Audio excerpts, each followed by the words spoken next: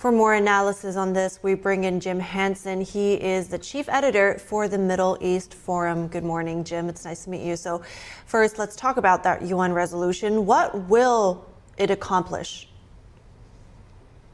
Nothing. And that's, I guess, the one thing it will accomplish is to go ahead and show the Israelis that America is willing to cave to pressure from the Hamas mobs that have been protesting in the United States and the rest of the people at the UN and other transnational organizations who don't want Israel to finish the job. So I think President Biden and his administration took a look at the demonstrations in the United States by some people who support the Palestinians, Gazans, and by default Hamas, and decided that they didn't want to lose those votes. So instead of vetoing this resolution, as they should have, they went ahead and let the UN put pressure on Israel that it did not deserve.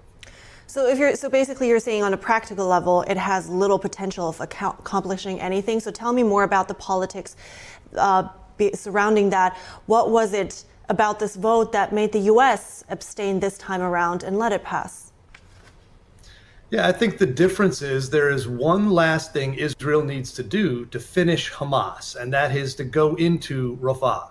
That is where the rest of the Hamas terrorists, that's where they brought the hostages. You know, that is the place where they've pushed all the bad guys to. And unfortunately, that's where Hamas has hidden behind, again, all of the civilians in that area. So because of the pressure from people who don't want Israel to finish that, and there is, let's be fair, there is tremendous civilian damage done because of the fact that Hamas hides among the civilians. But that's a war crime for Hamas. That is not the fault of the Israelis, and that is not a violation of the laws of land warfare if your enemy hides among the civilians. But the people who want that to stop and who want Israel to let Hamas get away with this have put pressure on the United States, and there's domestic political pressure, and the Biden administration broke to that. So on that note, of course, there's two sides. There's Hamas for sure. So did the nations in the UN Council recognize that this is technically only binding for Israel and that none of this would actually apply to Hamas? Did they address this in any way, this imbalance with a solution maybe?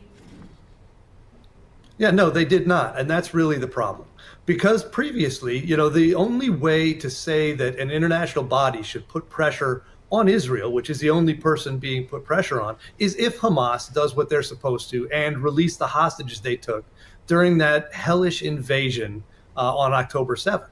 Unless they do that, there is no reason for Israel to stop this. They want pressure on the remaining Hamas terrorists, and unfortunately that will be hard for the civilians.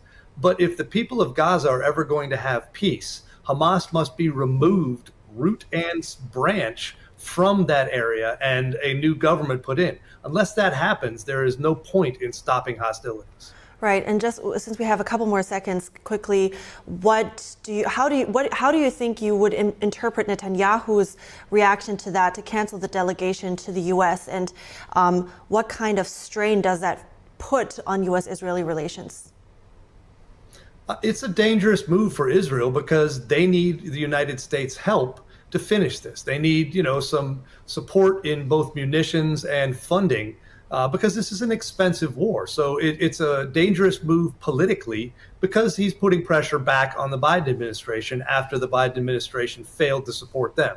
I think the Biden's team will end up seeing that the people who are our allies are the Israelis, and we need to back them fully. And this will turn out probably to be just a temporary bump in the road. All right. Thank you so much, Jim Hanson, for your analysis on this. Good to be with you.